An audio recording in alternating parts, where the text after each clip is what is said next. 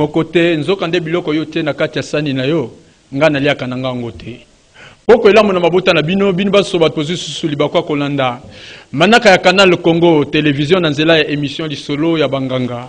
Di solo ya banganga ezali moko ya émission oyo mesani koleka awa na kati ya Canal Congo télévision. Kasi bokoka mo ete émission oyo mesani ko sale malibanda mais pour la première fois ko sala na kati ya plateau. Mbote na bino lisusu bino sobatu bozu susuli bakwa ya kolanda biso na pokwa ya lelo. Lelo toko beta masolo ya association moko ebimi awa na kati ko Congo démocratique. Mobenga binabiso pokwa lelo azali bongo mama Fifi Ngbalawele yende tokomeka ko beta na masolo ayeli nini pona nini to eloko nini etindie aleka na kati ya disolo ya banganga. Mbote mama Fifi. Oui, mbote papa journaliste Séraphin. Okoko pesa batumi baleto misato mbote bazi susuli bakwa kolanda biso na pokwa lelo. Voilà, kopesa batunanga ya association Génération Jean-Pierre Bemba Mbote na PSI coordonnateur ya RDC Mbote, na PSI coordonnateur ya ville province à Kinshasa Mbote, na PSI responsable à mobilisation papa Jean-Louis. Voilà, dinga na plateau Mbote. Mama Fifi bayo bazili bakwa kolanda biso na pokwa lelo po bakanga. Mama Fifi azali nani obutama wapi ozali mutu ya etuka ya wapi pe ovandaka wapi? Oui, merci beaucoup, papa journaliste. Maman Fifi Balawele, Azali, Moutia province, ya Sidou Bangi, territoire ya Libenge, na Kinshasa, na Fani, na commune ya Matete. Ozamwana ya ONU britannique. Mama Fifi, tomoni oye nini etindi bino boya koleka leo na kati ya lisolo ya banganga. Message na bino penza ezali nini na pokwa elelo? Oui, message na biso ezake biso tozali une association. Oui. Asbel Génération Jean-Pierre Bemba. Association na biso ezala ebotami libanda ndeye na kati ya Congo. Ebotami na Nouvelle-Zélande le 28 juin 2017. Ebele bakoka moi mais wana nanu ndeko na biso sénateur Jean-Pierre Bemba zaki nanu na CPI. Les associations sont agréées à niveau ya poto. Maintenant, quand il y a RDC, tout ça là qui est sorti officiel na biso le 30 septembre 2017. Voilà, brève présentation. Et je suis à votre disposition. Mama Fifi, ba politicien baza ebele. Eza ngambo ya union sacrée to izape ngambo ya opposition. Pona nini binu bondimi kaka kozala na kombo ya génération Jean-Pierre Bemba. Pourquoi boponi Jean-Pierre Bemba Gombo? Oui, wana ça fait partie de la vision principale na biso. Papa Séraphin, na mikili mususu na poto, ba Asbel, ba association et soutenir ka leader politique. Kaka biso ana Congo pona ba raison X ou to éviter, ne ba le ba non ba association et soutenir ba leader politique. Alors qu'en réalité, ceux qui ont commis président de la République, a commis premier ministre, a commis ministre, tout le monde a maman. Moi, si nae a créé mon association nae Mokobwe, association Foulani, mais en réalité, ça soutient ces messieurs-là, son mari. Madame Miguel Poto et Sakanango autorisé. Une association peut soutenir un leader politique. Alors, tant que président Abisso, Jean-Robert Bopena, Yélim ou à la Nouvelle-Zélande, a qui idée à créer l'association, non. Atali combat, il y a moi, Namboka Jean-Pierre Bemba. Oh, il y a Bundi pendant tout ce temps pour intérêt à peuple congolais. Et bakangi injustement dans ces pays à juger pour abilo quoi dans cette association n'a préféré association et soutenir jusqu'à ce que tout le monde a la libérer et puis ceux qui a libéré à cause de mboka et tant à cause de mboka à conquérir pouvoir tous à côté et nous pouvons dire aussi que vraiment c'était une vision où il faut avoir de la conviction. Mutunakata boloko yo sali association na yo pour soutenir si pas libérer si ko zonga na politique na scène politique il faut avoir de la conviction pour faire ça. Oye pour soutenir mutuza na façon ebelé. Vous avez soutenir sur nini, sur financièrement, moralement, spirituellement ou bien comment? Soutien na bino eza sur quoi? Za ko basé na nini mama Fifi Ngapawele? Oui, soutien na biso comme une asbel. to eloko nini ezanga ki pembeni ya mwana mboka Jean Pierre Bemba Gombo ale binu bo memele moi implice parce que mutu tango ayaka pembeni na mutu il faut abaxeler sur moi implice nini binu boye nango na pembeni ya mwana mboka Jean Pierre Bemba. Oui, implice ne biso to memi pembeni na ezake on s'est dit comme Asbel tous ça un objectif na biso qui sont d'ordre économique et puis c'est plus dans le développement parce que Asbel a ça travailler comme mini pour le développement voilà to bi non donc quelle logique oyo leader politique ceux qui a une période de campagne a sali campagne na ye a na t-shirt na ye a na kepi na ye a na 1000 francs 2000 francs na ye a sobi ba vendre bino akei tant akei a commis déjà mon conseil pour ça bino le contrat est déjà résilié parce qu'après ça qui bino t-shirt a commis mon conseil sili ke ko bomba sumbo na ye rendez-vous na législature asimba biso to lobité biso président biso lobi asala Asbel to ko aider comment là tout ça babisa na biso sur le terrain parce que nous avons d'autres volets hein ba volet social les alliés to ba volet économique création à PME na volet social to ça na to apporter ba aide auprès de la population démunie to ça peine à volet humanitaire et volet agricole.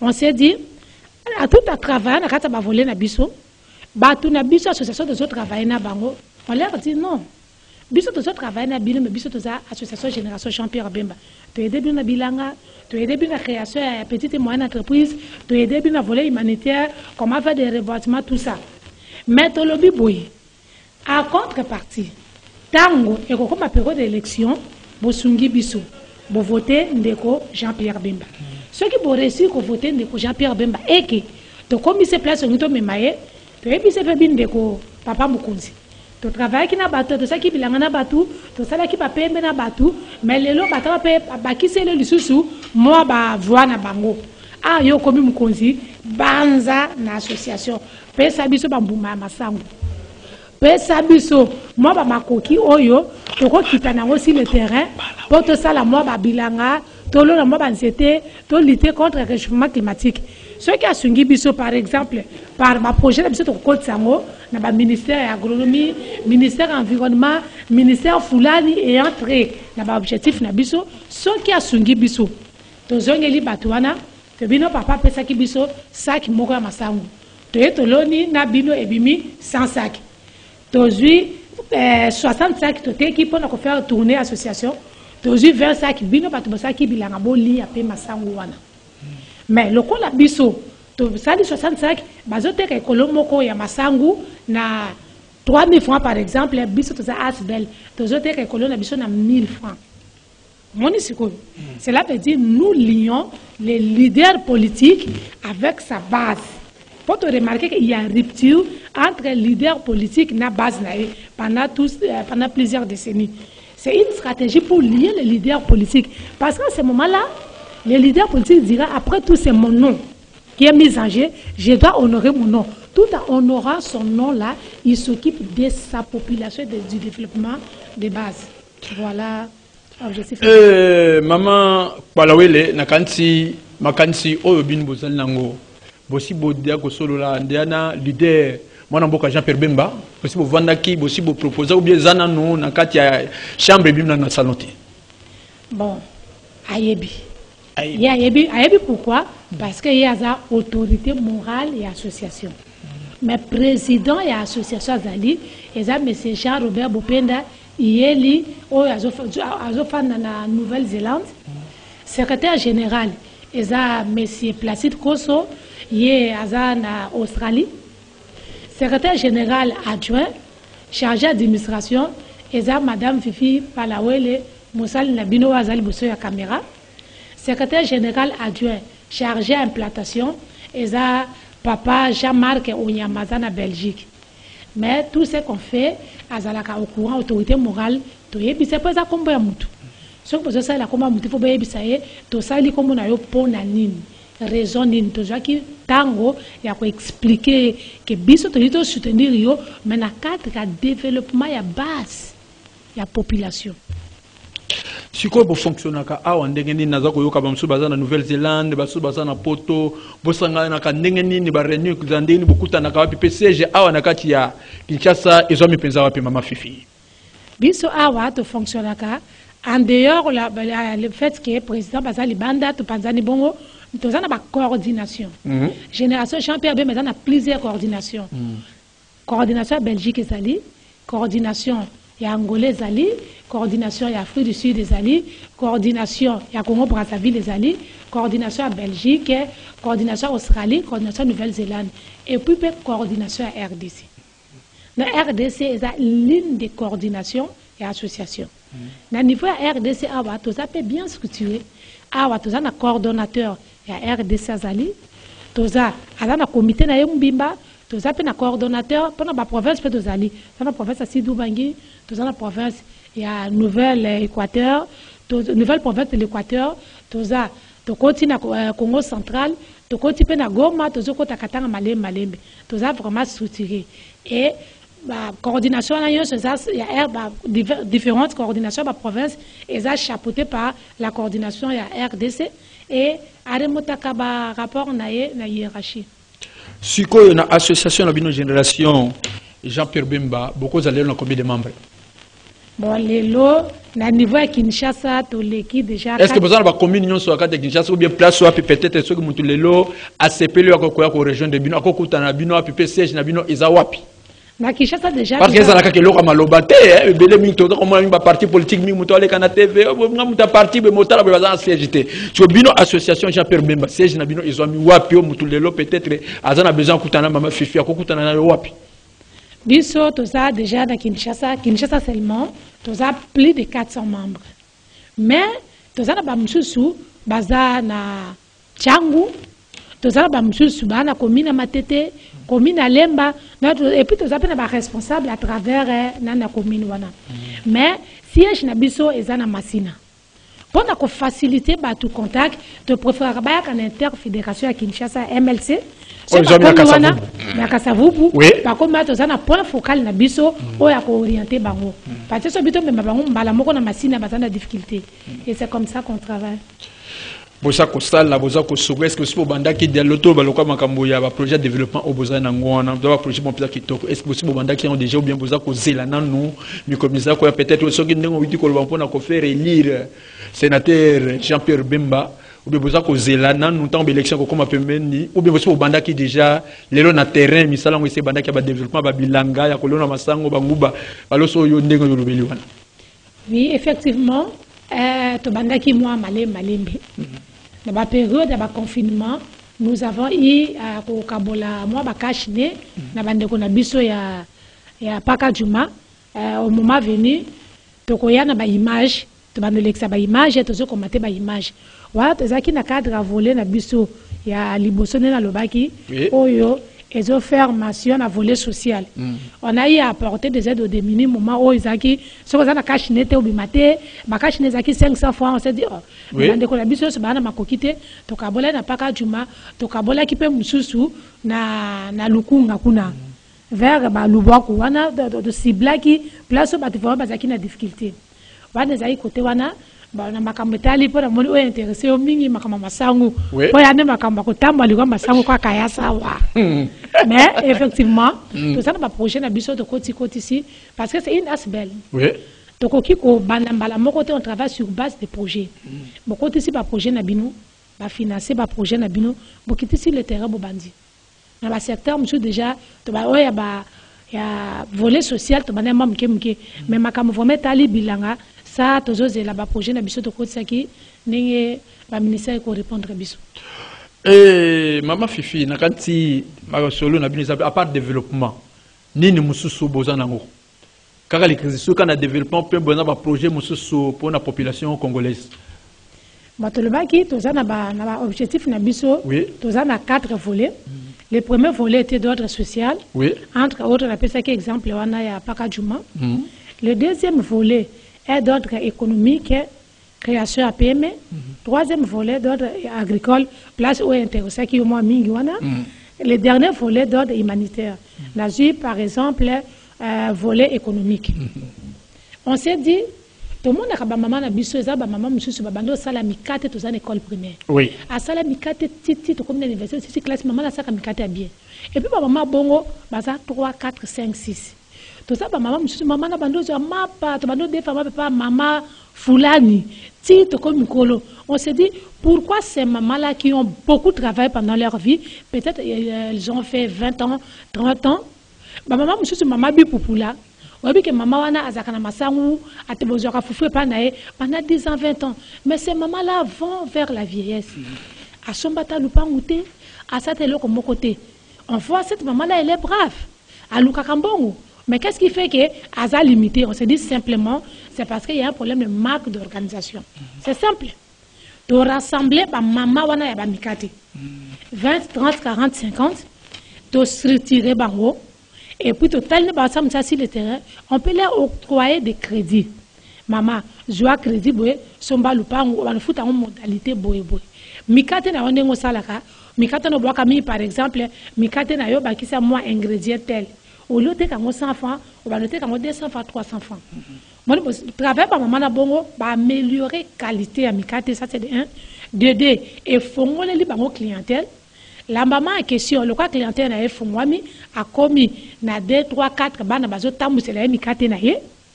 Chiffre d'affaires à maman na et mati. Ce qui fait que tant que crédit, bazo fout ndam ndam de organiser bango en mutuelle. Ne ba ben en mutualité et tout ça. Si ko ba maman wana tant ana carte na ye, elle se rend compte que pendant 10 ans, 20 ans, nenga saki musa mikate na ye, au-delà ko fout minérava la bana, abimi quand même na moi lupango na ye.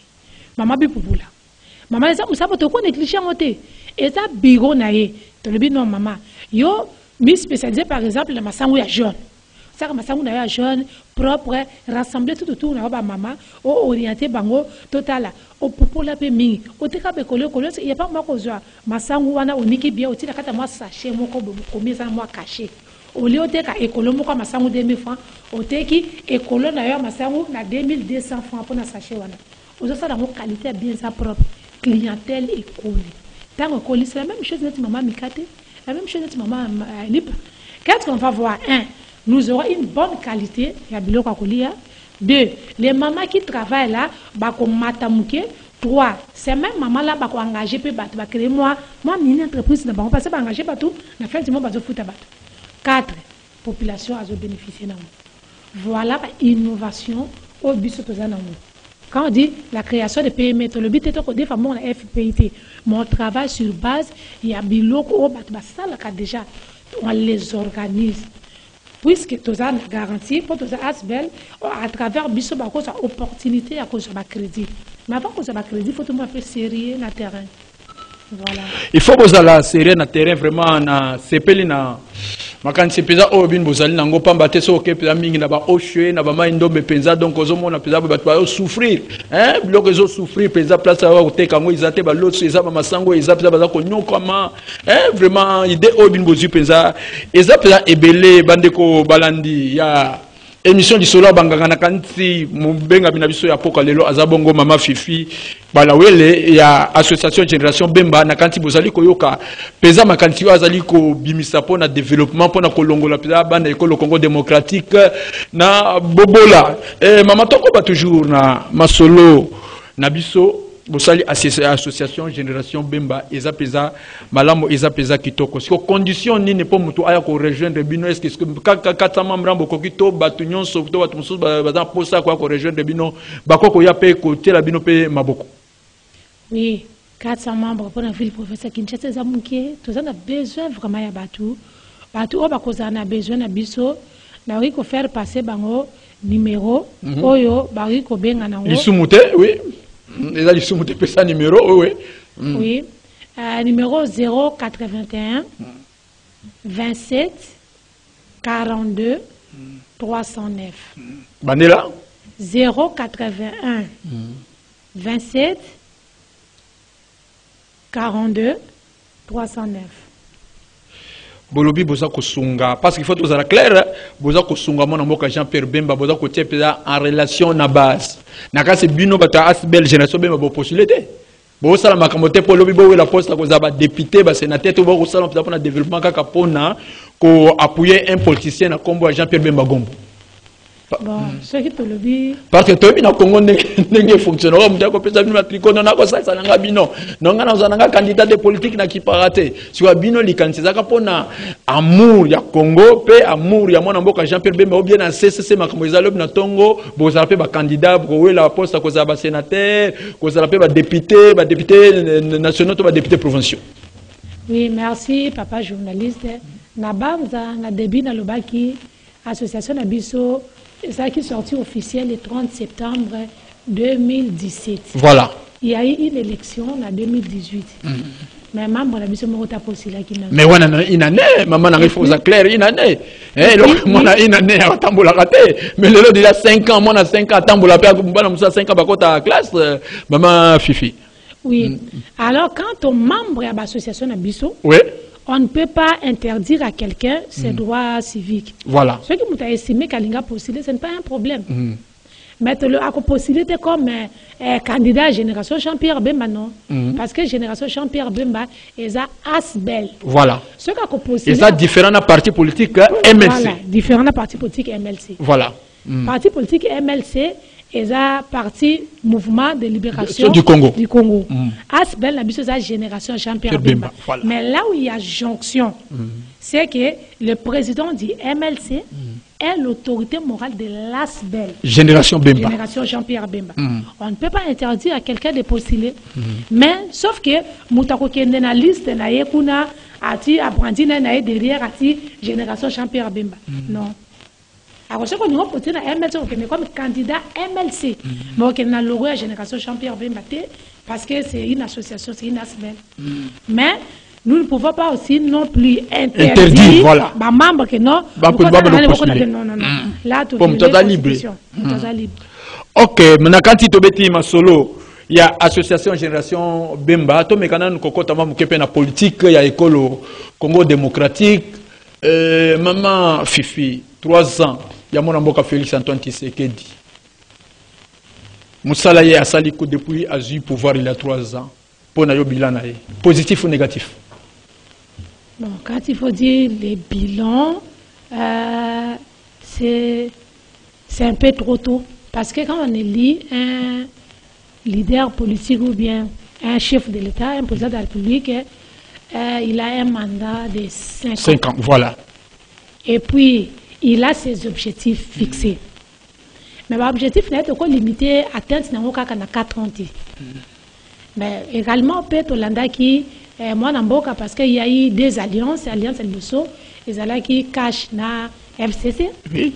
Deuxième alliance, il y a Union Sacrée. Bon, Yemoko, Wanangate, je commente ce que lui-même avait dit. C'était presque 2 ans. Oazala qui na FCC. Qui d'après lui, ça c'était selon ma compréhension. Il a trouvé que Alliance Wana ils ont aidé pour ça correctement par rapport à mandat. Comme disent les Quinois, voilà. Et il avait jugé bon à son temps et à corrompre l'Alliance Wana, et puis à sali Alliance Moussous. Si je peux utiliser un peu l'essence figurée,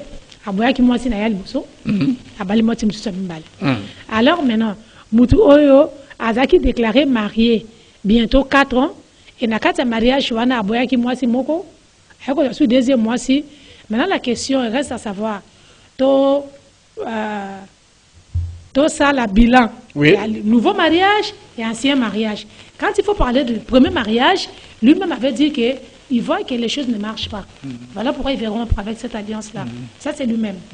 Tu après le divorce? Après le divorce, il s'est remarié. En se remariant maintenant, on regarde ce qu'il fait. Bon, moi, je me dis... Nakota la ndenge mboka eza kotambola mikolo oyo. Bilan na eza positif, peut-être après divorce nena bandeko FCC. Kota la ndenge mwana mboka Félix Antoine Tshisekedi aza kokamba mboka lelo ndenge bile mboka eza kotambola pona yo bilan na ye. Pour Nanga, bilan na ending na zomona lelo, je constate il y a quand même avancé dans le département Moussous. Par exemple, oui. Je prends le niveau de sécurité, moi renversement il y a Nineza. Cette fois-ci, la FARDC, ils ont avancé quand même. Bitumezo kende, comme disent les Quinois, match est quand même bien. À niveau ya FARDC, ou à tout monde sécurité. Ce qui te suit, na makametali, moi, Babylone, Bakuluna, tout ça na Kinshasa, on voit quand même situation un peu maîtrisable par rapport à Nengezala Kilbuso. En sécurité, je trouve que quand même avancé ça. Te par exemple, et là, c'est qui fait baver tout le monde maintenant, l'environnement. On voit les histoires de carbone, réchauffement climatique, parce que c'est ce qui passe maintenant avant tout. Pour les autres dépendre de la vie n'abisso. On voit que avancé ça. Et tu constates que non. Maintenant, là, le monde entier parle quand même de la RDC comme pays solution. Ce qui, autrefois, n'était pas du tout vraiment comme ça. Et quand il y a des ouvertures dans la diplomatie, on a quand même la voix de la RDC commence à se faire attendre, même au niveau de l'ONU. Et il y a maintenant des ouvertures. Comme on a roi de Belge, bientôt, la diplomatie, ça va. Maintenant, on sait que la RDC existe, il y a des ouvertures. Mais n'empêche, comme monsieur César, il fait boum sur place. L'homme César a malem. Par exemple, le développement, ce n'est pas trop mathématique. Mais j'espère que malem, tout le monde à côté à développer parce que le développement, c'est bilan, papa. Voilà. Il faut qu'on arroser tout ça, voilà un peu. Mais j'espère que selon... Sur le côté négatif, ou côté avancé, d'abord sur le côté négatif. Côté négatif, il faut peut-être que selon Yonde, nous avons vu dans la ville à Kinshasa, ni les accounts Kinois et Nabakinois. Bon, nous avons papa président. Patu balingabi makambali bumwe tant baki makamasangu intéressant qui papa ce qui moi côté à colia et voulez-moi bien cela veut dire pour y a bloqué kiti qui nous vraiment ce qui a lié à tondi à sur na transport na ya kobima à la politique mingiti et surtout pour les transport maman fifi wana aussi mité transport pour ko nyokola pa batu mikolo na kata Kinshasa ndio beti felo ko beta PCT na likambo oh maman fifi. Oui, effectivement, les combats de transport, on est à solo, tout ça dans moi difficulté à transport. Bon, on s'est dit, est-ce que ça dit Nabanzele Zamabé? Est-ce que Babi c'est Zamabé? Est-ce que c'est le problème de la régulation et la circulation? Mais je pense que le vrai problème, c'est la croissance démographique. Batou, to komi belé. Comme Batou Alban Lingala, Batou Bayikani, la ville. Je pense qu'il faut battre quand même une solution Babis et puis Nzela. Avant-hier, on a l'équipe à Boutou, on a échangé, tant de cas vitesse, on a aussi où il est dans les cas. J'ai dit, je fais tout militaire. Et puis, on a senti toute l'équipe bien. Abi, maman, habité. Papa, ma boulot, au côté échangé. Et j'ai senti pour m'amener toujours rouler. Papa, ce que papa, ma boulot, on a bien, pensé bien. On a pour ça, il a rapidité, on est arrivé à quoi? Ah, circulation, comme un moins rapide, et bon, un peu moins d'embouteillage. Et puis, on a biso, papa, c'est un peu beau sur un biso.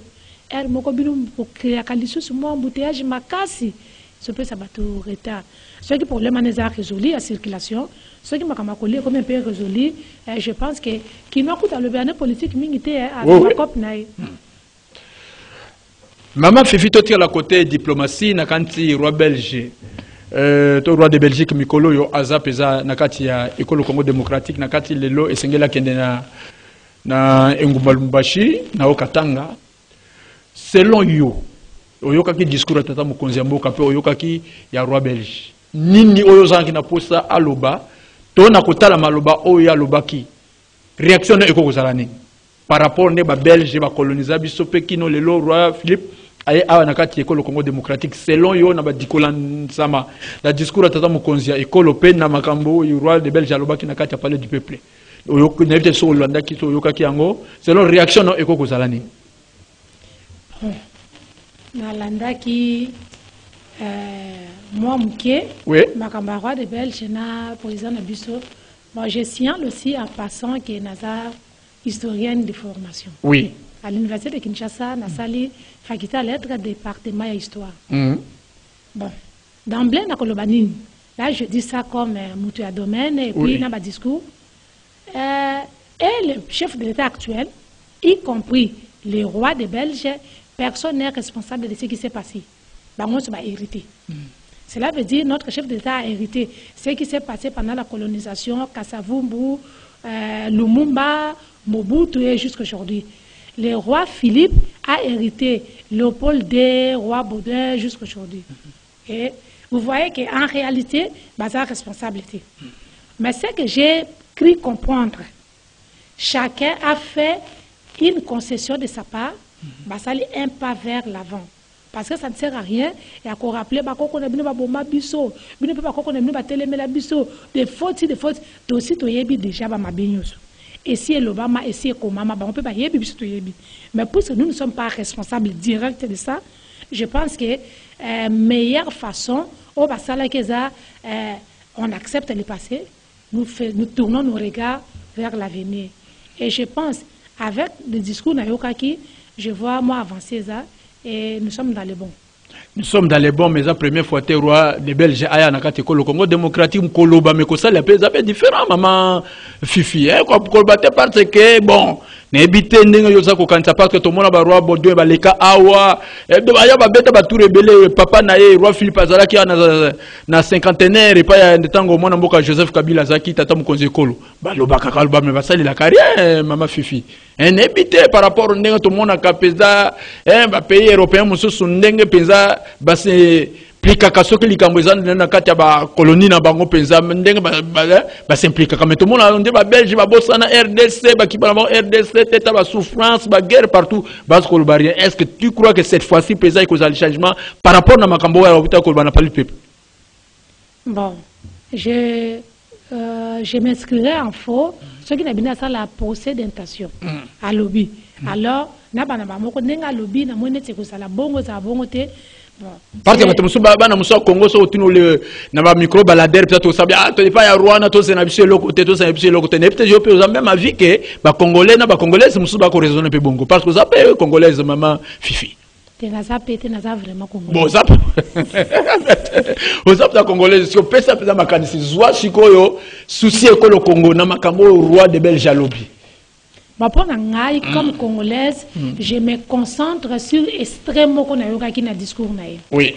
Il a dit la RDC est dans ses droits de se défendre par rapport à la question de journaliste. Et la RDC est dans les droits de se défendre si elle se sent attaquée, menacée. Et en se défendant, ceux qui RDC et ceux qui aident la Belgique est volé au secours. Pour nous, plus voilà, roi Philippe a péci biso ouverture que tout se défendre. Et puis tout ça quand même, bah commando belge basawana. Wana zapona terrain bitumba. Mais l'autre aspect, tout pour ça n'a pété que bah belge ba coloniser Congo, Rwanda, Urundi. Cela veut dire par Rwandais, wana même ceux qui le basent anglais. Mais biso na bango soit qui colonisé par ba belge. Je prends j'ai trouvé que c'était le moment, l'opportunité à quoi ça roi, le quoi yémouka yéti pas na biso quoi sa majesté. Tala ba lipa sa na biso oyo beaucoup la biso na bango ensemble. Ba déranger biso mingi plus de 10 ans par rapport à kula na oni tout ça ba bomi ba salima bituma bango pa na biso mingi et puis na suka awa ndeko na biso wana notre frère africain asaki na discours na calmement et pas na bango kuna abino Azola na FDLR na RDC. Raison est toujours la Kalango depuis Maréchal Mobutu. Azola na FDLR na na RDC a traqué bango a moineti masolé comme na su que ça sur le côté de la négociation, yemo ka traqué bango et puis a estimé que mboka na eza tellement précieux pour na ye puis za muké a moni ko bunde pa na ye simbati. A kota bunde pa na biso. Voilà le moment. Toi bisa sa majesté benda matoi. Il passe na biso kolisa biso na ye zongi sa na mulongo yebisa ba chambre na biso za kana mundengu azala na ngamu na ye biso na ngamu na biso na kata ndako na biso munene Afrique mais mutu na mutu ami kota na kata chambre na ye oboti mingi gérer bana na wana chambre na yo to boti muke biso pe to gérer espace na biso na ngamu na biso c'est le moment mutu na mutu azonga mulongo to bunda mingi vraiment ça ne vaut pas la peine. Cela veut dire, là, je vais parler de la diplomatie. C'est aussi l'opportunité. Est-ce que le roi belge, ça fait plus de Nakati depuis 1994, depuis l'Iwaya Abiyarimana, des autres de Bano Kota Nakati à Est de la République. Est-ce que les Belges ont bien noté que des autres nations surtout, ça fait plus de 20 ans, ils ont toujours Nakati à Rwanda. Bako Lokola, c'est ça, Lokola, Ndengo Zana Bana Miba Nakati Andako, Bana Bazako Bunda. Yoko ko sama na moko to bino tika makambo oza ko sala na bovanda bosola wana bavande ko na bino. Qu'est-ce qui empêche na roi des Belges ou les Belges bazo de ba Kagame que non au lieu o ataka baninga na yo tika boza ba na famille moko bovanda bosola. Kaya ko sala semblant que boza na droit ko défendre territoire na bino. Monte quand même hypocrisie moko za na kati. Ba wana sikoyo zotindanga na répondre na makana répondre sika ya roi. Non réalité peut-être maman po oza na ndako na bana bimbale baza ko bunda. Yoza ko yebisa mwana musu obite défendre doza ko tinda mwana wana asa munya musu mabe ole yo papa tango vandi o monde ke bana mibale baza ko bunda o vandi si bana mibale ça fait plus de 20 ans ozala kana bana pe yoka ko mona ba baza ko sala ole obenga bango yebisa bango te bino ne boza boye boza ba famille o mone richesse ngai nde mutu na botaki bino nazwaki armoire na pesa ki mwana oyo nazwaki télévision na pesa ki mwana oyo yo mutu zoki armoire ko menacer te o récupérer télévision muninga mais o vandi obite oza ko yebisa mutu mwana musu obite yo mo se défendre ba boto la télévision noté quelque part là qu'on nous montre que aux autres l'hypocrisie ou une réalité mais on va le mon Dieu que ça l'hypocrisie c'est un peu compliqué dans le sens que tout le monde a quand même opé on ko bota bana mapasa ce qui m'a quoi déranger comme ninga mingi oui il y a des moments les parents font comme s'ils ne voient pas parce qu'il est parent à cause de la position t mais ça me tout le monde m'a quoi papa tu vois hein?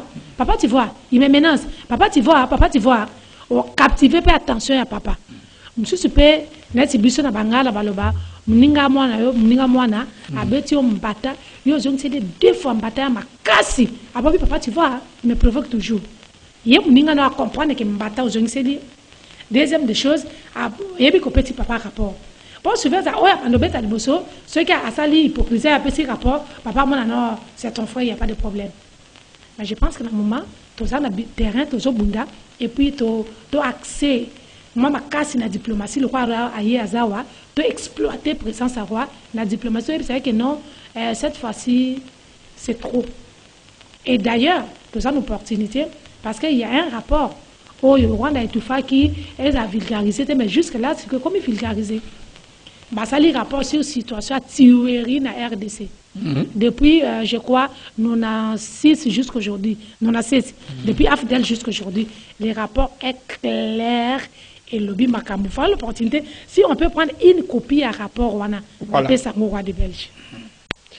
Bapesango roi des Belges tozonga pe kaka ndenge oza koyoka na kati ndeko Olivier akomi kosala biso si to mokene na suka maintenant ko kotika yote za ko poser yo question oyo na makambo za koleka na monyele kolo Congo démocratique to na l'est ndenge ba sa ko kufa pona yo en tant que maman eza ko sala penza ndenge nini pe conseil nini okoko pesa na tata mukonzi ya école il faut ko keneka na guerre to ko na diplomatie pona kimia ya solo ezonga bande ko na biso estamba me ape ko lala ba pongi ndenge biso na kati ya Kinshasa pe to lala ka wana nazolo ba comme asbelti nazolo ba comme congolaise voilà face la situation sur les est et puis comme une maman j'ai dit c'est parce que ce guerre za est na kasi asbel na bino pe moyo comme kuna ezate développement pe moyo ezate oui je dis que c'est inadmissible qu'on puisse tuer les Congolais jour et nuit. Et de quelle manière ce qu'on voit là, pour moi, je trouve que c'est horrible, les images que je vois là. Vraiment, s'il y a quelque chose que je peux demander au premier chef de l'État, faisons comme Israël. L'air bitumbe chauffaki, na liboko moko basimbi, liboko mbali basimbi, et puis liboko mwasi basimbi Bible. Bazo sambela, bazo bunda. Biso lokola to simba Bible te na ngam na place à Bible to simbi diplomatie na ngam mususu ya epé to simbi minduki to zo bunda parce qu'il faut défendre intégrité territoriale et puis de l'autre côté peut to accès à la diplomatie parce que c'est démontré que à travers toute l'histoire à la guerre aucune guerre n'a construit la guerre détruit toujours donc on se bat pour maintenir nos positions on actionne aussi la diplomatie pour mettre fin à cette guerre-là. Maman Fifi na nyonso to witi ko tuna yo nini yoko ko bakisa na mutuno biso tunyote. O bana mboka bazuli bako ya kolanda biso na poko lelo message ya suka ni yoko pesa bango. Parce que zali ko bakisa comme une maman na kotala na makambo tali loi électorale. Oui. Makambo ya article on a ba maman. Il fallait que ça la ba imposer en gros que ceux qui na liste ba maman bazate 50-50 ba considérer liste on a té Et on a compris que la majorité des députés n'habitent pas Mibali. On a compris. Mais nous disons aussi que quand même vers la fin, ils se sont rendus compte que les femmes en question là sont leurs épouses, sont leurs sœurs, sont leurs mamans. Et que bon, tu rattrapé quand même dans moi 30%. Bon, sur la partie politique, 30% de maman ils allaient moins respecter de façon que tu peux savoir que maman a la chance. Parce que si en amont, elles sont déjà défavorisées, en aval, comment voudriez-vous atteindre moi, côté moi, maman dans le Parlement? Vous aussi m'battez. Maman côté on a différentes listes, va tenir compte vraiment de maman. C'est important. Les mamans ont des rôles à jouer aussi à côté des papas. Cela veut dire les élus femmes ont des rôles à jouer à côté des élus hommes. Bande ko balandi na kanti elengi ya lisolo ya bangangande yango oyo mama Fifi azaki na ebele akoloba kati télévision radio tokimaka vraiment simaya ngonga na yebi kezali mbala ya sukate soki émission oyo komela ki bino ndako bozongisa matonde pa mwana mboko Olivier Longongo bikela oyo akambaki biso na nzela ya caméra na nzela ya régie finale ezalaki bongo Dieu merci kifu na réalisation ezalaki Bruno Nzinga na Moro Nzambe na kombo na bango nyonso soki Yesu a été tokutani samedi prochain pour un autre numéro. Ciao, bye bye. Merci maman. Merci.